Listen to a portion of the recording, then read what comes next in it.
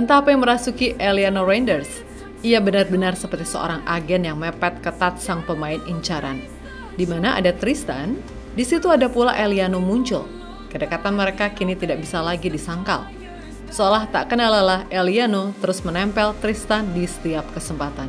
Dan menariknya, Tristan pun akhirnya angkat bicara. Tanggapan yang ia berikan tak main-main, sebuah sinyal keras yang tidak bisa diabaikan begitu saja. Apalagi, semakin hari, chemistry keduanya justru terlihat makin akrab, makin solid. Sampai-sampai publik mulai membaca ini sebagai isyarat kalau dia siap jika dipanggil ke dalam skuad Garuda. Namun bukan hanya dua nama itu yang mencuri perhatian, di sisi lain Kevin Dix pun turut jadi sorotan. Meskipun saat ini masih menjalani masa pemulihan cedera, Kevin tak henti-hentinya mengabarkan kondisi terbarunya. Hampir setiap hari ia membagikan perkembangan dirinya.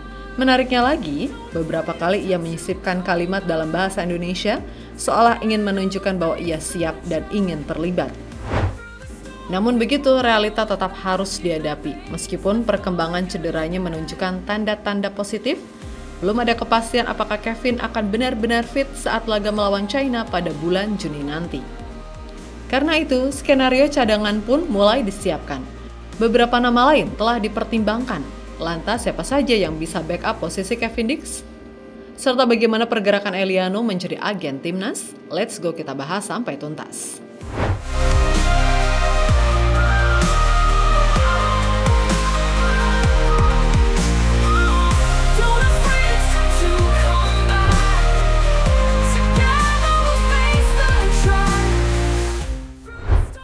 Eliano Reinders tampaknya tengah terus menjalankan operasi diam-diam.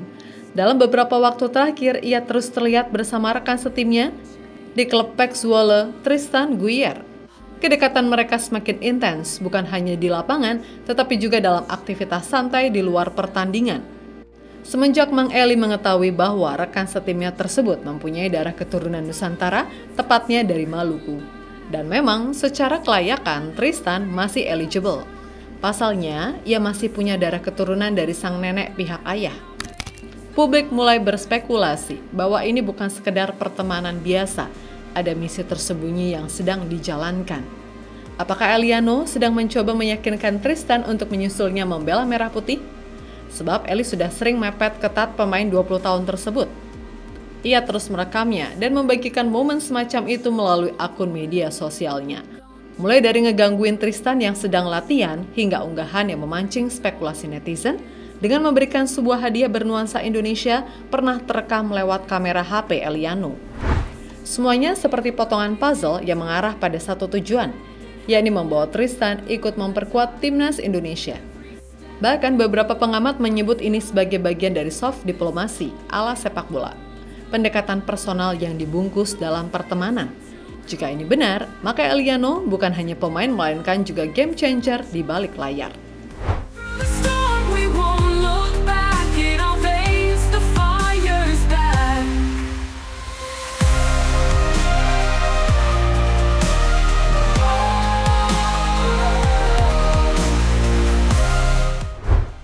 Dan makin kesini pun kedekatan keduanya makin intens, menunjukkan bagaimana mereka masih belum menyerah satu sama lain.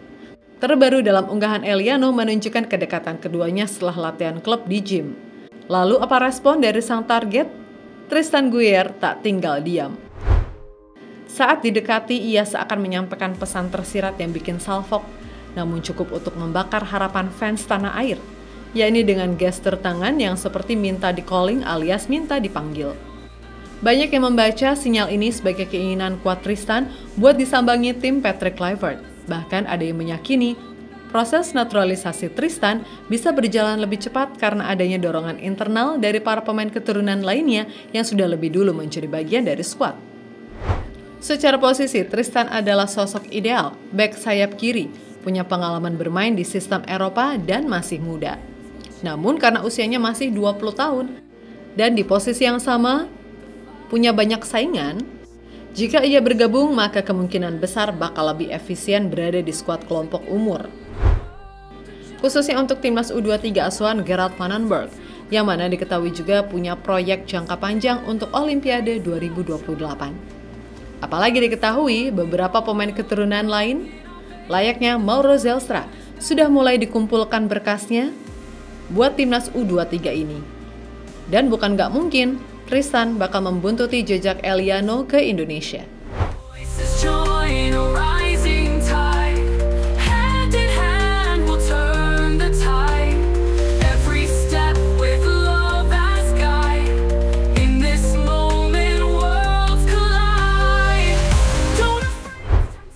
Di sisi lain, Kevin Dix tak ingin redup dalam sinar yang tengah memancar. Meskipun sudah mengalami pemulihan cedera, ia makin vokal memperlihatkan progres, menyapa fans, bahkan mulai menggunakan bahasa Indonesia dalam unggahan pribadinya baru-baru ini. Pagi everyone, apa kabar? How you all doing? I'm good. I'm on the way to training. Another rehab day. I think you all saw the news regarding my injury. Unfortunately, I got an injury against Brøndby. Of course, I don't want to end in this way out of the pitch in Copenhagen. So let's stay positive. Maybe I can still make it. We have a rescan in 1 or 2 weeks to see how it's developing. And yeah, hopefully I can also make the national team. But I'll keep you all posted. I'm working very hard, and today is another positive and nice day to work for my progress, and keep you all posted. Spekulasi pun bermunculan. Mulai sehat nih Kak Kev. Jelas menunjukkan dirinya tetap ingin berjuang. Gestur yang ditunjukkan Kevin sangat positif. Seorang pemain yang tidak sekedar ingin bermain tetapi juga ingin menjadi bagian dari kultur dan semangat Indonesia, ya kan? Bukan tak mungkin jika pulih tepat waktu, Kevin bisa jadi pilihan utama lagi. Bahkan, berperan sebagai mentor untuk pemain-pemain muda yang akan datang. Namun, waktu terus berjalan. Laga melawan China pada FIFA Matchday Juni nanti sudah di depan mata. Dan fakta di lapangan berkata jujur, pemulihan Kevin Dix masih belum bisa dipastikan pulih. Menurut perkiraan pihak medis klub, bek milik FC Kopenhagen ini bakal mulai pulih pada akhir musim, atau tepatnya di akhir bulan Mei. Sedangkan Matchday bakal berlangsung pada 5 Juni. Hal yang membuat Bang Kev gak bisa dipastikan bakal fit 100%. Situasi ini menjadi dilema besar. Apakah PSSI akan mengambil risiko dengan membawa pemain yang belum tentu fit? Ataukah mereka akan mencari opsi yang benar-benar siap tempur, cuy? Yang jelas, Kevin Dix masih sangat ambisius buat comeback. Dirinya sangat semangat buat pulih dan belakangan ini terus berlatih secara perlahan di gym.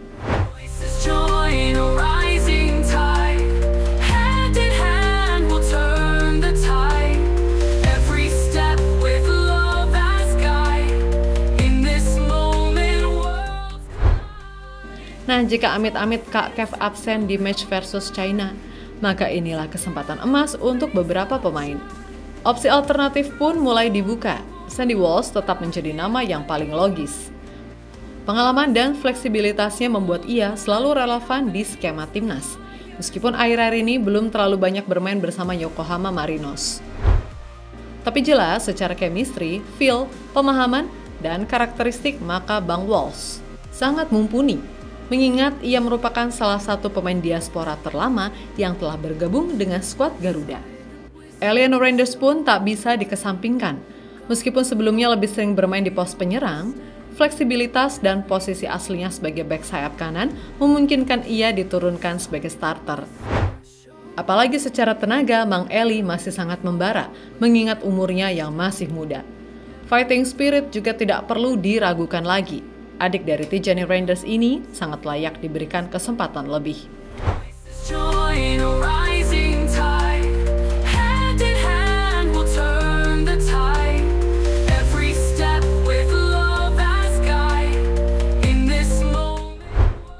Selain itu, beberapa pemain yang sempat tersingkirkan juga punya peluang besar buat comeback.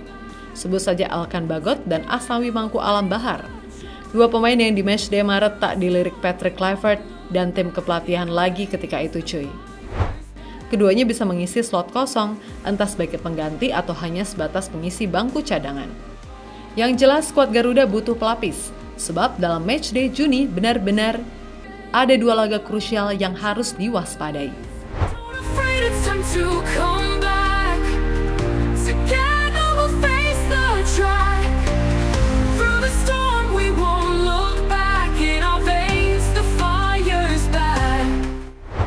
Yap, apapun keputusannya nanti, satu hal yang kini semakin jelas bahwa Indonesia sedang mengalami fase krusial banget dalam babak kualifikasi round 3 menuju panggung dunia. Dulu kita selalu bicara tentang pemain lokal versus keturunan. Sekarang diskusinya telah berubah. Siapa yang paling siap dan paling layak? Kombinasi darah muda, pengalaman luar negeri, dan ambisi untuk menantang negara-negara besar di Asia kini menjadi dasar pembangunan skuad. Maka wajar jika atmosfer ini disebut sebagai era emas Garuda. Era di mana tidak ada tempat untuk pemain yang hanya mengandalkan nama besar. Semua harus bersaing, semua harus membuktikan. Dan kita semua, para penonton, hanya bisa menunggu sambil berharap. Semoga keputusan yang diambil adalah yang terbaik untuk Merah Putih, ya kan?